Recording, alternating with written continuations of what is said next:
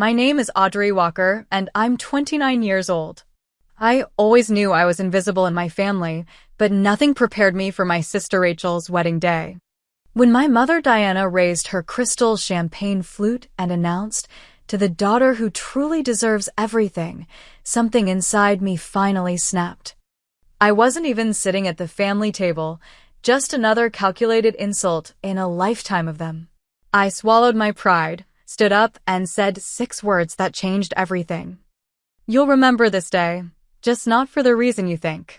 If you're watching this, drop a comment letting me know where you're viewing from.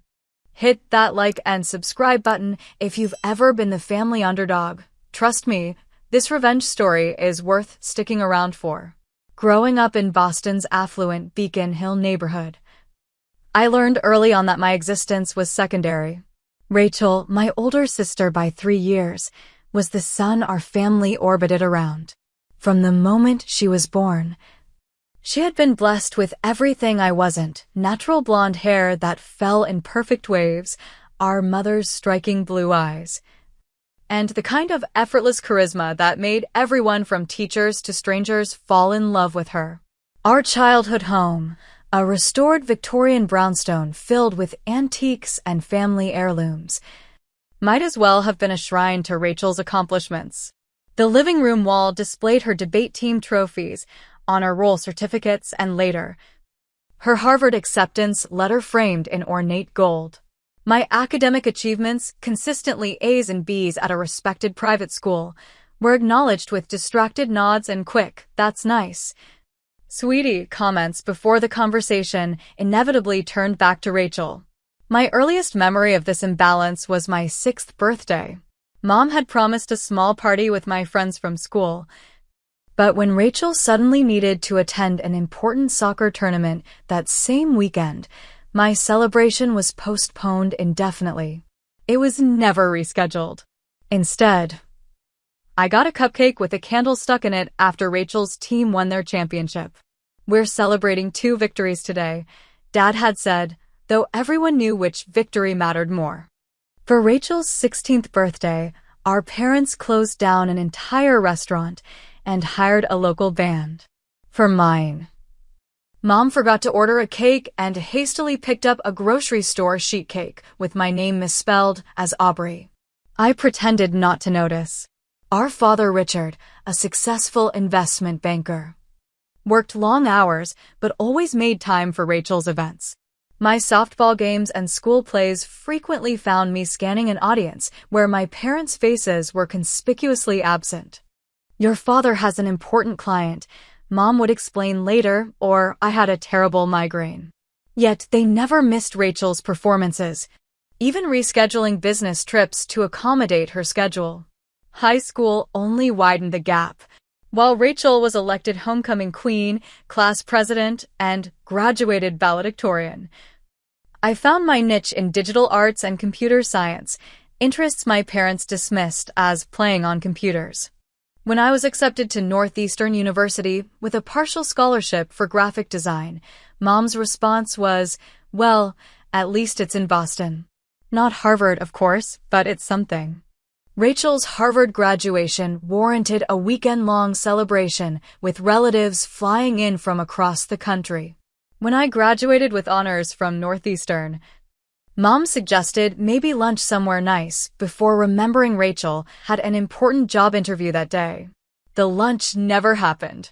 Despite all this, I built a successful career as a digital marketing specialist at a top Boston agency. My salary surpassed many of my peers. I maintained a small but loyal circle of friends. And I even purchased my own condo in Somerville at 27, an achievement in Boston's brutal real estate market. None of this seemed to register with my family. When Rachel announced her engagement to Jason Blackwell, heir to a commercial real estate empire and her boyfriend of 18 months, my parents were ecstatic. Finally, my mother gushed during their engagement dinner, "The wedding we've always dreamed of." I wondered if she realized I was sitting right there, still single and apparently not the daughter whose wedding they'd been dreaming about. The wedding planning consumed our family for the next year. Every Sunday dinner became a forum for discussing flower arrangements, venue options, and guest lists. My opinions were neither solicited nor acknowledged when offered. I watched my mother and sister create a Pinterest board together, shop for the perfect dress, and debate honeymoon destinations while I sat on the periphery, simultaneously present and invisible. 3 months before the wedding, I discovered I wasn't even in the bridal party. The revelation came accidentally through a group email about bridesmaid dress fittings where my name was conspicuously absent. When I confronted Rachel, her response was cutting. "I just want my closest friends standing with me. You understand, right?"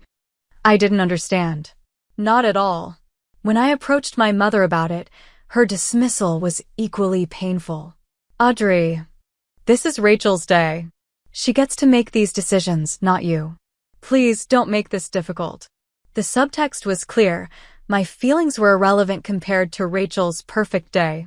It was during this conversation in my parents' kitchen that I first felt something harden inside me, a small, sharp crystal of resentment that had been forming for years suddenly solidified into something I couldn't ignore. For the first time, I began to wonder if I even wanted to attend this wedding that so clearly established my place in the family hierarchy. But I would go. And as it turned out, attending my sister's wedding would become the most consequential decision of my life. The week before Rachel's wedding arrived with the inevitability of a slow-moving train wreck. Each pre-wedding event served as another reminder of my peripheral status in the family. The bridal shower, held at the Boston Harbor Hotel's presidential suite, featured 30 women sipping champagne and watching Rachel open lavish gifts. I'd spent 2 weeks' salary on a handcrafted crystal vase I knew she'd admired, only to receive a perfunctory thank you before she moved on to the next package. My mother didn't even acknowledge my gift, though she cooed over the monogram towels from Rachel's college roommate for nearly 5 minutes. I sat at a table with distant cousins who kept confusing my name, alternating between Aubrey and Ashley despite having known me my entire life. One particularly painful moment came when Aunt Patricia patted my hand and said, "Don't worry, dear.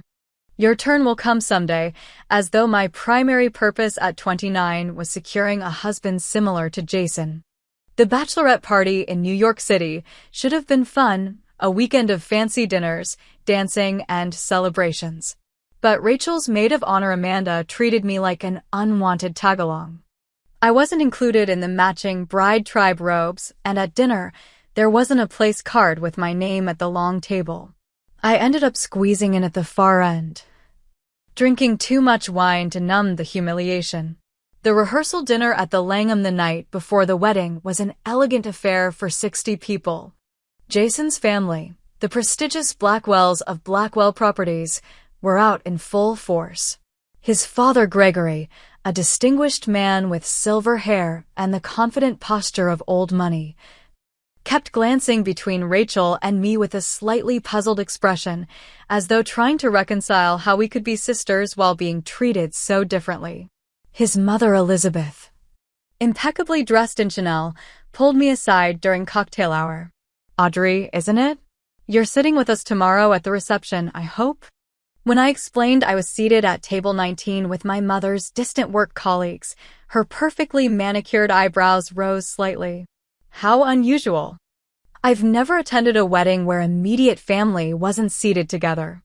I manufactured a smile and some excuse about table arrangements, but Elizabeth's observation stung because it confirmed what I already knew: my treatment wasn't normal. It was calculated. Later that evening, I excused myself to use the restroom and took a wrong turn down a hallway. Before I could redirect, I heard Rachel's voice from a small anteroom, followed by my mother's distinctive laugh. "Can you believe Audrey wore that dress tonight? Navy blue to a rehearsal dinner. It's like she's deliberately trying to look drab." Rachel's voice dripped with disdain. "At least she's easy to overlook," my mother replied. "I've seated her far from the main tables tomorrow. We don't need her awkwardness ruining your perfect day." They laughed together, the sound of their shared amusement like glass shattering inside my chest. I stood frozen, my hand pressed against the wall for support. Did you see Elizabeth talking to her? God knows what she was saying. Probably wondering how we're even related. Rachel's voice again, followed by the sound of ice clinking in a glass. Well, we've always known which daughter got the good genes, haven't we? My mother's voice was soft with affection. I backed away silently, my cheeks burning with humiliation and anger. In the bathroom, I splashed cold water on my face and stared at my reflection. I had my father's hazel eyes and dark brown hair, features that had always made me the outlier in a family of blondes. But it wasn't my appearance that made me different. It was that I refused to play the games Rachel excelled at, refused to manipulate and charm my way into being the center of attention. The morning of the wedding dawned bright and clear, one of those perfect June days that brides dream about. Despite everything, I arrived early at the Four Seasons to help with preparations. A decision I quickly regretted when Rachel immediately put me to work steaming bridesmaids' dresses while she and my mother sipped mimosas. Audrey, be careful with Amanda's dress, it's silk. Rachel barked when I picked up a lavender gown. Actually, maybe let someone else handle that one. I bit my tongue and continued working, determined to maintain my dignity. Around noon, one of the hotel staff entered with lunch for the bridal party. When I reached for a sandwich, Rachel slapped my hand away.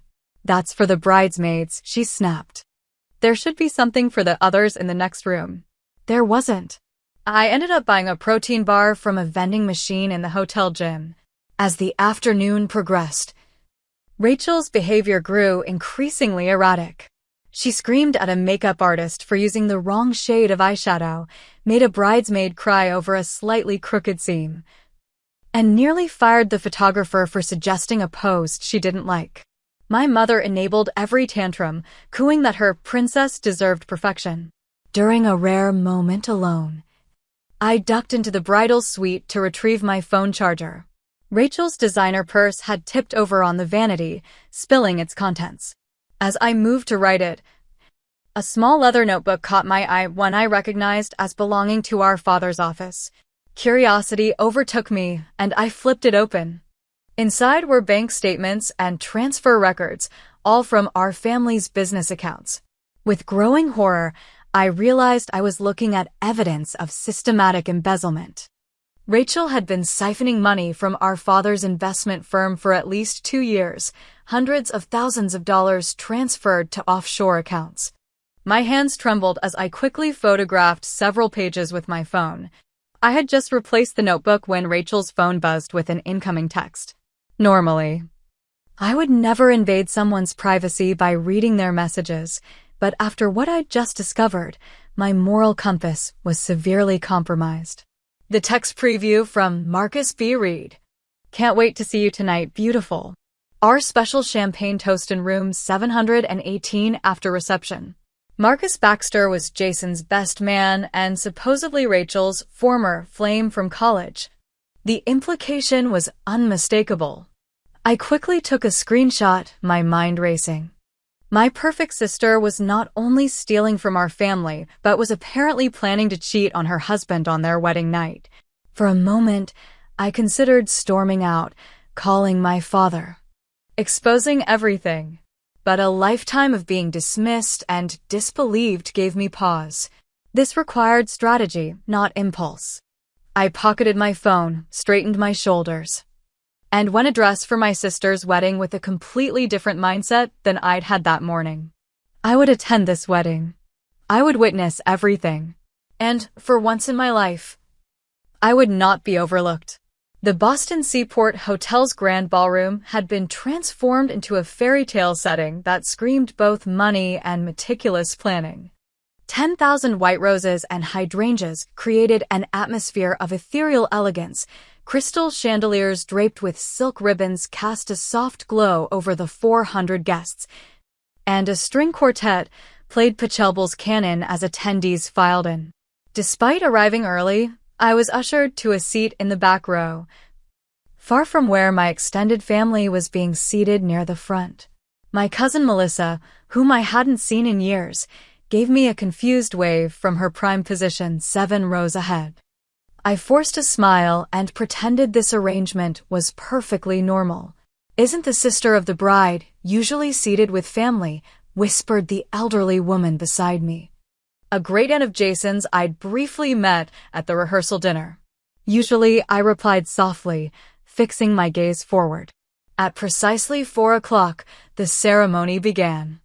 The bridesmaids, 8 of Rachel's closest friends and sorority sisters, processed down the aisle in flowing lavender gowns, each carrying a bouquet of white peonies. I recognized women I'd grown up with, girls who had been in and out of our house since elementary school.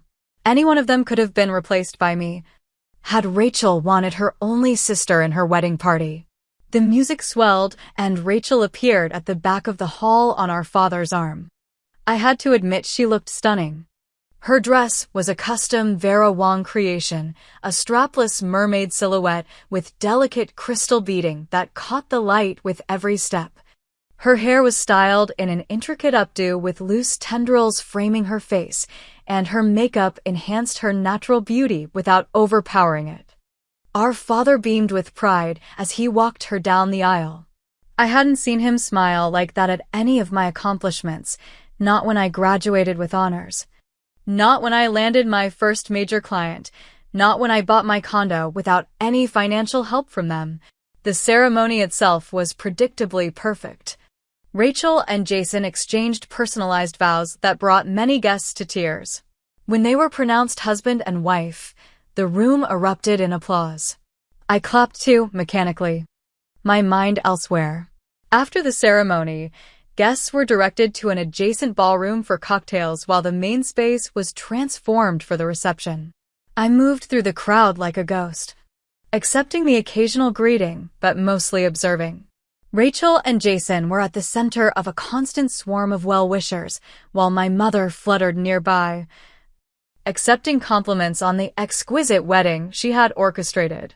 My father stood with a group of business associates, champagne in hand, laughing at something Gregory Blackwell had said. I approached, hoping for at least some acknowledgement. "Audrey," he said, noticing me. "There you are. Have you met everyone? This is Harold Simmons from Fidelity, and of course you know Gregory." I smiled and exchanged pleasantries, but before I could engage further, my father was pulled away by my mother to meet the Andersons from Connecticut. He departed with a distracted pat on my shoulder. When it was time to enter the reception, I discovered that table 19 was actually positioned near the service entrance, partially obscured by a large floral arrangement. My tablemates included my mother's former assistant from 15 years ago, a distant cousin who kept calling me Rachel's little sister, and several business associates who clearly had been invited out of obligation rather than desire. From my position, I had a clear view of the head table where Rachel and Jason sat with their wedding party. My parents were seated at table 1, along with Jason's parents and several prominent Boston families. The message couldn't have been clearer. I was an afterthought, unworthy of sitting with my own family. The reception began with the introduction of the wedding party, followed by Rachel and Jason's first dance to At Last by Etta James. They moved gracefully across the dance floor, looking every bit the perfect couple. I wondered if Jason knew about Marcus, or about the money Rachel had been stealing. Dinner was a 5-course gourmet meal featuring lobster bisque, filet mignon, and Chilean sea bass. The wine was a limited vintage Cabernet that probably cost more per bottle than I spent on groceries each week. At my table, conversation was stilted and awkward. No one quite knew why they were seated with the sister of the bride, and I offered no explanation. Throughout the meal, I watched my mother fuss over Rachel, adjusting her veil, ensuring her water glass was full, signaling servers to bring fresh bread to the head table. Not once did she glance in my direction or check if I needed anything. As dessert was being served, an elaborate wedding cake accompanied by individual chocolate soufflés, I excused myself to use the restroom. Instead, I slipped into a quiet corner and examined the evidence I'd gathered on my phone. The embezzlement records were clear and damning. The text messages between Rachel and Marcus, which I'd managed to screenshot more of during cocktail hour when Rachel had left her phone unattended, were explicit and left no doubt about their planned rendezvous. I hesitated, my finger hovering over the screen. What I was considering would permanently alter our family dynamics. There would be no coming back from this. For a moment, I thought about simply leaving, walking out of this wedding where I was clearly unwanted and never looking back. But then I remembered my mother's voice. We've always known which daughter got the good genes, haven't we? And Rachel's dismissive, at least she's easy to overlook. A lifetime of being the afterthought, the less than. The invisible daughter crystallized into a single moment of clarity. I wasn't just angry anymore. I was resolved. I returned to my seat just as the MC announced it was time for toasts. The best man went first, delivering a speech about Jason's integrity and the beautiful future the couple would share. The maid of honor followed with anecdotes about Rachel's perfection and how she deserved every happiness. Then my mother stood, champagne glass in hand, and the room quieted. My mother looked radiant in her designer gown, her blonde hair styled in an elegant updo that made her appear a decade younger than her 58 years. She tapped her crystal flute gently with a silver spoon, though the room had already fallen silent in anticipation. When Rachel was born, she began, her voice carrying clearly through the perfect acoustics of the ballroom. I knew immediately she was special. Some children just have that spark, that indefinable quality that makes them shine brighter than others. My fingers tightened around my own champagne glass as I felt several people at my table glance uncomfortably in my direction. Throughout her life, Rachel has exemplified everything a parent could hope for in a daughter. Her intelligence, her beauty, her charm, all exceptional. Harvard graduate, philanthropist, and now, the wife of the wonderful Jason Blackwell. Mom paused to dab at her eyes with a monogrammed handkerchief. The theatrical gesture was so typically her that I almost laughed. As a mother, there's nothing more fulfilling than seeing your child find happiness with someone who truly appreciates their worth. Jason, she turned toward my new brother-in-law, you've chosen well. And Rachel, her voice softened with emotion, you've always been my pride and joy. She raised her glass higher, her diamond bracelet catching the light. I'd like everyone to join me in a toast to the daughter who truly deserves everything. To Rachel. The room erupted in applause and cheers. To Rachel. Echoed throughout the ballroom as guests raised their glasses.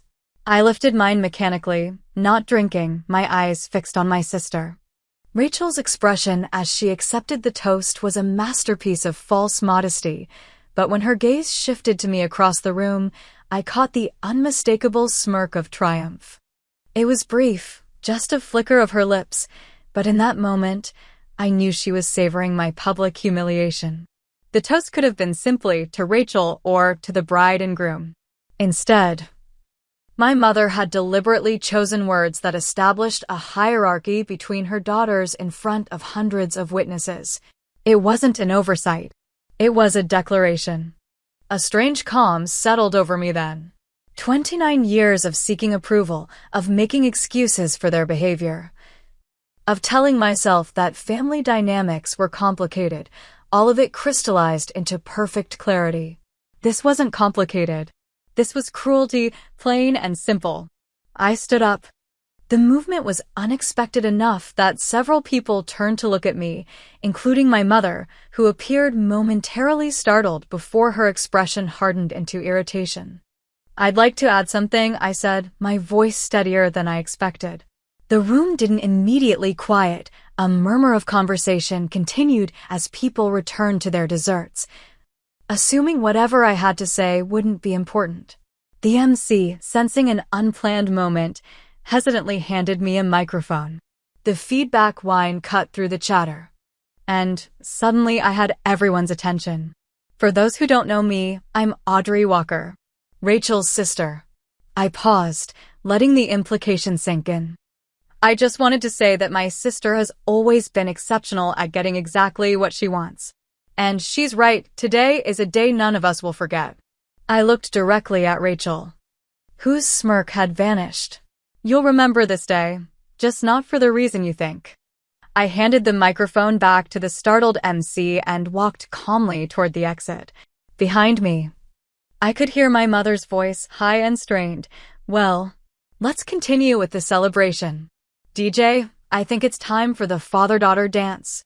In the lobby, I waited for the elevator, my heart pounding despite my outward composure. I had exactly 57 minutes before my plan would execute. Just enough time. The hotel's business center was empty at this hour. I logged into one of the computers and accessed my cloud storage where I'd already uploaded the evidence I'd gathered. With methodical precision, I created a scheduled mass email to be delivered to every guest at the wedding, attaching the proof of Rachel's embezzlement and infidelity. I'd collected all the email addresses from the wedding website's RSVP system weeks ago, a simple task for someone with my digital marketing background. I made sure to include the Blackwell family business email list, which was publicly available on their corporate website. The message was simple. The truth about Rachel Walker Blackwell. Evidence of embezzlement from Walker Investment Group. See attached bank records. Evidence of ongoing affair with Marcus Baxter, including plans to meet tonight in room 718. See attached text message screenshots. Witness statements from Walker Investment Group employees confirming unauthorized access to accounts. See attached signed statements. I had been gathering those witness statements quietly for weeks, after first noticing discrepancies in the company accounts during a routine website update I'd helped with. People were surprisingly willing to talk once I mentioned the unusual transactions. I scheduled the email for 9:15 p.m., precisely when the cake cutting was scheduled to occur. According to the detailed timeline my mother had distributed to the wedding party. After confirming the scheduled send, I deleted my browsing history, logged out, and returned to the reception. I slipped back into my seat just as the father-daughter dance was concluding. No one at my table seemed to have noticed my absence, another small reminder of my invisibility that, for once, worked in my favor. The next 45 minutes passed in a blur of forced smiles and mechanical small talk. I watched Rachel and Jason move from table to table, thanking guests for coming. They skipped table 19 entirely. My father approached briefly, perhaps sensing something was amiss after my impromptu speech. "Everything all right, Audrey?" he asked, his expression more concerned with potential disruption than with my well-being. "Everything's exactly as it should be, Dad," I replied, giving him the same bland smile I'd perfected over years of family gatherings. He nodded, satisfied with my apparent compliance, and returned to the important guests. At 9:10, I excused myself to use the restroom, timing my return to coincide with the cake cutting. Rachel and Jason had just approached the towering 6-tier confection, a silver cake knife in their joined hands, when the first phone chimed with an email notification. Then another, and another. Soon, the ballroom was filled with the sound of hundreds of phones alerting simultaneously. I took my seat and watched as the cascade of truth began to unfold. The first indication that something was wrong came from table 3, where a prominent Boston attorney suddenly exclaimed, "What the hell?" loud enough to turn heads. At the Blackwell family table, Jason's mother Elizabeth was staring at her phone, her perfectly composed face draining of color.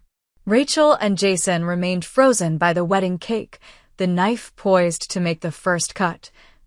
Confused by the sudden disruption, the photographer hovered awkwardly, waiting for the traditional cake-cutting photos that would never happen. The DJ, misreading the situation, cheerfully announced, "Let's have the happy couple cut the cake." His voice echoed uncomfortably through the now quieting room. I watched as Jason's father Gregory checked his phone, his expression shifting from annoyance to shock to fury in the span of seconds. He showed the screen to Elizabeth, whose hand flew to her mouth. Across the room, phones continued to chime as the email reached more guests. The murmuring grew louder. People began to glance between their screens and Rachel with expressions ranging from disbelief to disgust. My father, always attuned to shifts in social dynamics, sensed something was wrong and checked his own phone. I saw the exact moment he accessed the email. His face went slack, then hardened as he opened the first attachment. He looked up at Rachel with an expression I'd never seen before, pure, unfiltered disappointment. Rachel, still oblivious to the specific cause of the disruption, but clearly sensing something was terribly wrong, plastered on a brittle smile. Is everything okay? Let's cut the cake, shall we? That's when Marcus Baxter, the best man, made the critical mistake of trying to flee. He stood abruptly from the head table and headed for the exit, drawing all eyes to his panicked departure. Jason, confused, called after him, "Marcus? Where are you going?" Then Jason's phone chimed. He reluctantly checked it, keeping one hand on the cake knife, his other hand dropping to his side as he read the screen. His face contorted in disbelief, then anguish, then rage. "What is this?" he asked Rachel, his voice dangerously quiet. "What the hell is this, Rachel?" Rachel's artificial smile faltered. "What's what, honey?" "I don't know what." "Room 718? Jason's voice rose slightly. "Tonight? With Marcus?" The room fell completely silent. Even the DJ stopped the background music, perhaps finally sensing the gravity of what was unfolding. Rachel's face drained of color. That's not someone's playing a prank, obviously." "A prank?" Jason thrust his phone toward her. "With screenshots of your texts? Dating back months? Is the money a prank too?" "The hundreds of thousands you've apparently been stealing from your family's company." At the mention of money, my father surged forward. "Rachel, my office. Now." His voice was like ice. Rachel's composure cracked entirely. Her eyes darted around the room, taking in the sea of faces all staring at their phones, then at her. She looked like a cornered animal. "This is ridiculous." She attempted, her voice shrill. "Someone's obviously fabricated." "The bank records have transaction timestamps," Rachel, my father, interrupted. "And your signature. Your personal authorization codes that only you have access to." Diana, my mother, had finally checked her own phone and now stood frozen, one hand clutching the edge of table one for support. For the first time in my life, I saw her speechless, the careful facade of family perfection she'd maintained for decades crumbling before her eyes. "I can explain," Rachel began. But Jason cut her off. "Explain what? That you've been sleeping with my best friend? That you're a thief? That our entire relationship has been a lie?" His voice broke on the last word, raw pain evident in every syllable. Gregory Blackwell approached, his face thunderous. "Jason, we're leaving." He turned to Rachel with a look of utter contempt. "Our family attorney will be in contact regarding annulment proceedings." Elizabeth Blackwell, always the proper society matron, simply said, "I knew something wasn't right about this family." Before following her husband and devastated son toward the exit, the room erupted in chaos. Guests began gathering their belongings, some leaving quickly to avoid the unfolding drama, others lingering to witness the spectacular implosion of what had been, just minutes before, the wedding of the season. Rachel, finally grasping the magnitude of her exposure, turned wild eyes toward me. In that moment, she knew. I saw the realization dawn on her face. The only person who had both motive and access to all this information was me, the overlooked sister. "You," she hissed, lunging toward me. "You did this." Our father intercepted her, gripping her arm firmly. "Enough, Rachel. You've done enough damage." "But she ruined my wedding." Rachel shrieked, mascara beginning to streak down her cheeks as tears of fury spilled over. "She's always been jealous of me. Always wanted what I have." "What you have," my father said grimly, "is a serious legal problem. Both with the Blackwells and with me. $2 million, Rachel. $2 million missing from client accounts. The guests still remaining fell into stunned silence at this revelation.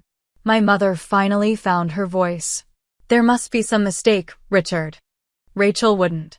The evidence is right here, Diana, my father snapped, holding up his phone.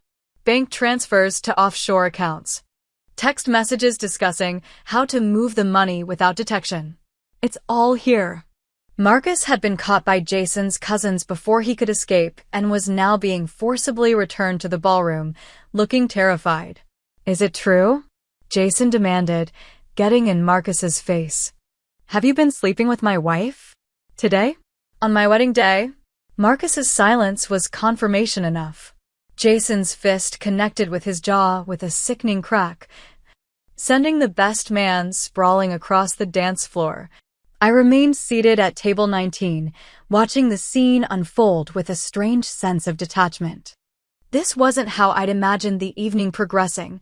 I'd expected anger directed at me, accusations of jealousy, perhaps even being thrown out of the reception. I hadn't anticipated the complete implosion of my sister's carefully constructed facade or my father's immediate focus on the embezzlement rather than the messenger.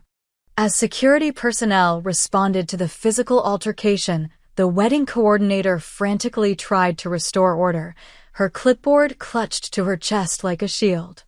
The DJ had packed up his equipment and was quietly slipping out a side door. The lavish cake stood abandoned, the ceremonial first cut never made. Rachel's gaze found me again across the chaos. This isn't over, she mouthed, her face contorted with hatred.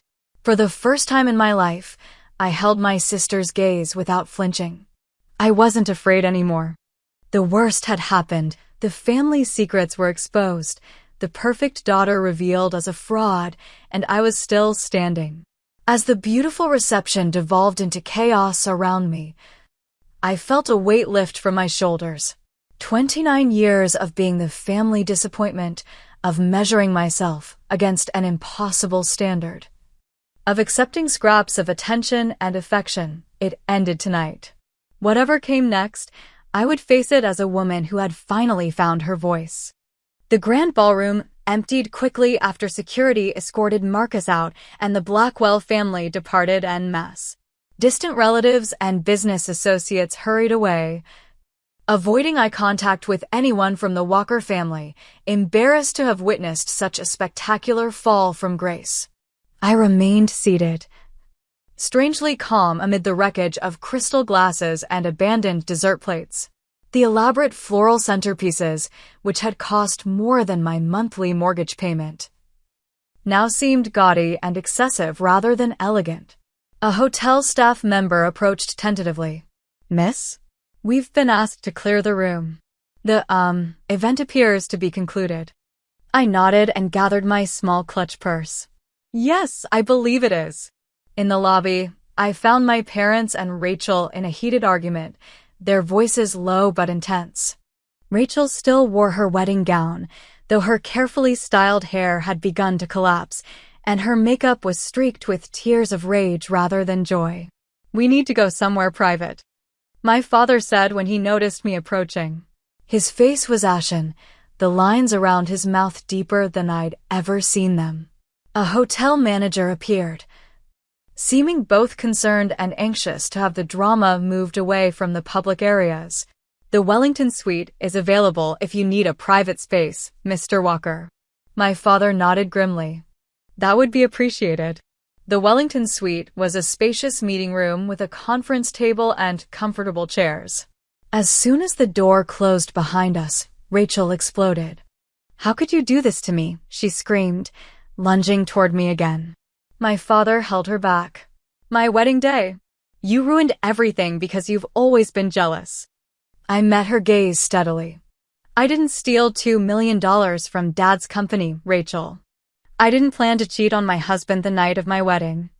I just made sure everyone knew who you really are. You little bitch, she spat. You think you're so much better than me? So moral and perfect? You did this because you couldn't stand seeing me happy. Happy? I laughed, the sound surprising even me. You weren't happy, Rachel. You were winning. There's a difference. Both of you. Stop it, my mother interjected, She turned to me, her expression a mixture of fury and bewilderment. Audrey, how could you embarrass this family like this? If you had concerns, you should have come to us privately. Like you came to me privately when you and Rachel were laughing about keeping me in my place. I asked quietly. Or like you came to me privately when you decided I shouldn't be in the wedding party. Or be seated with my own family. My mother flushed. That's different. This was Rachel's day. It's always been Rachel's day, I interrupted. My entire life has been Rachel's day. My father, who had been reviewing the evidence on his phone while we argued, finally looked up. The money transfers are real, he said, his voice heavy. Rachel, these are actual records from our company accounts. Transactions authorized with your credentials. Your signature. Money transferred to accounts in the Cayman Islands. Rachel's strategy shifted instantly. Her expression crumpled, and fresh tears filled her eyes. Daddy, I can explain. I was going to pay it all back. I just needed to. To what? He demanded. To steal from our clients? People who trusted us with their life savings? What possible explanation could there be? Jason's family, she said quickly. They have standards, expectations. I needed to keep up, to show I belonged in their world. The clothes, the vacations, the lifestyle. So you committed a felony. My father's voice rose for the first time. You put our entire firm at risk? For shopping trips.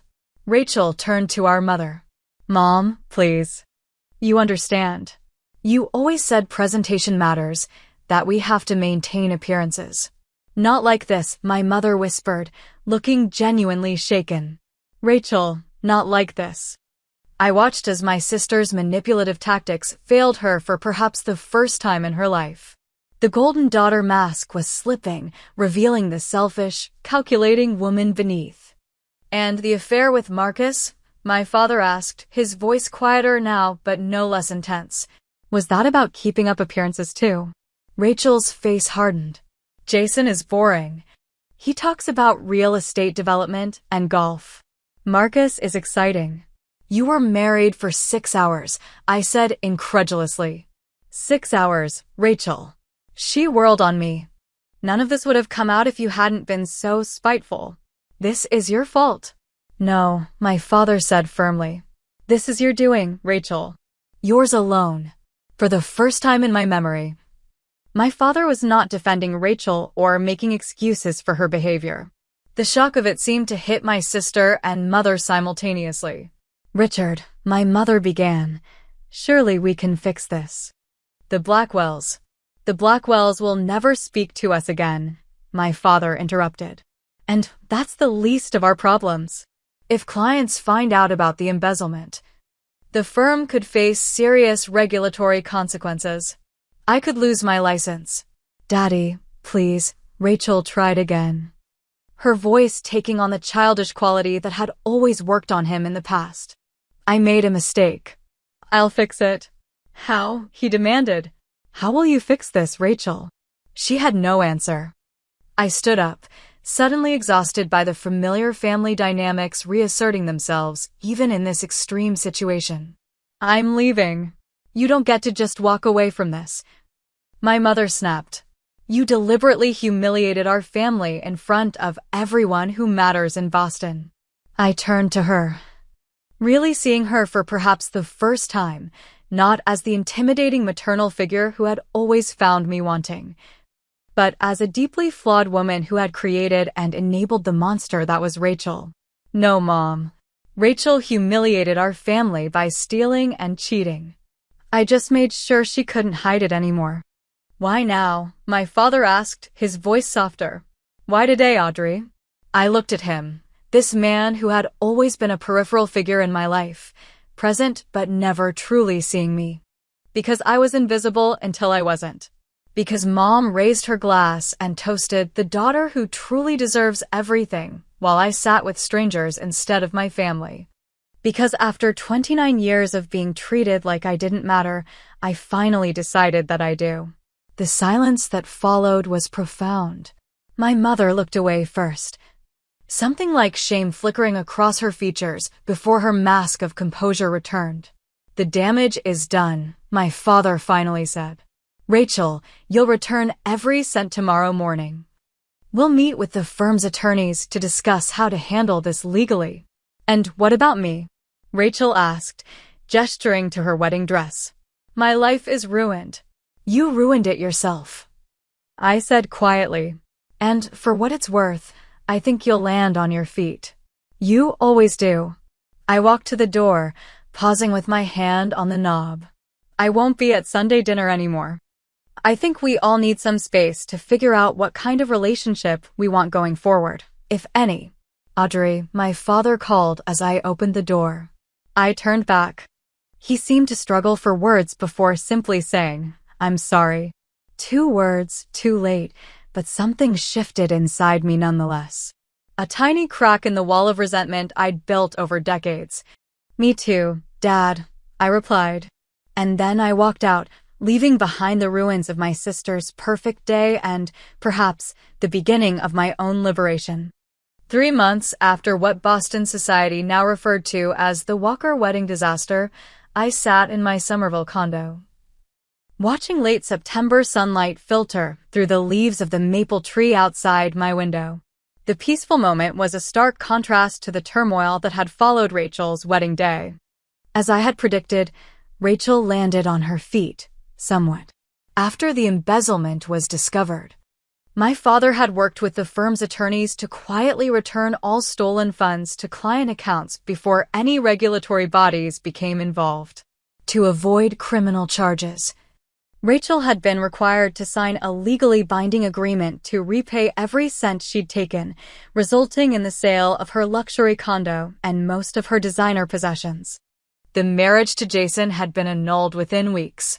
The Blackwell family, understandably humiliated and angry, had closed ranks around Jason and ensured that the specific details of why the marriage ended remained private, though Boston's elite social circles buzzed with rumors. Marcus Baxter had left town entirely, reportedly taking a position with a financial firm in Chicago after Jason's father made it clear that no reputable company in Boston would hire him. As for my parents, the fallout had been complicated and ongoing. My father, faced with irrefutable evidence of his golden daughter's crimes, had experienced what appeared to be a genuine reckoning. The man who had spent decades overlooking Rachel's flaws and my existence had been forced to confront the consequences of his parenting choices. 2 weeks after the wedding, he had appeared at my door unannounced, looking older and more uncertain than I'd ever seen him. Can we talk? He'd asked, standing awkwardly in the hallway with a paper bag from my favorite bakery. Over coffee and pastries, my father had attempted something new for him. Honest conversation. I failed you, he'd said simply. I've been thinking about it constantly, looking back at your childhood, your accomplishments. How many of your school events did I miss? How many times did I brush aside your achievements while celebrating Rachel's? Too many to count, I'd answered truthfully. He'd nodded, accepting the pain in my words. I don't expect forgiveness, Audrey. But I want you to know I see it now. And I'm deeply ashamed.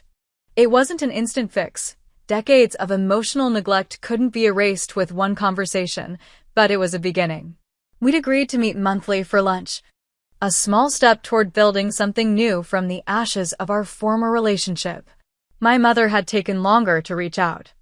Her carefully constructed world of social standing and family perfection had crumbled spectacularly, and she'd retreated to their Cape Cod home for several weeks, avoiding the whispers and stares of Boston society. When she finally called, her voice had been different, subdued, lacking the authoritative tone I'd grown up with. I've been seeing a therapist, she'd said, the admission clearly difficult for her. She suggested I might have some issues with control and appearance, that I might have damaged my relationships because of it. That seems accurate, I'd replied, unwilling to make this easier for her. I don't know how to fix this, Audrey. I don't know if it can be fixed. Neither do I'd told her honestly. But recognizing there's a problem is supposedly the first step. We were taking tentative steps now, meeting occasionally for coffee in neutral locations. Sometimes we managed real conversation. Sometimes we retreated to superficial pleasantries when emotions ran too high.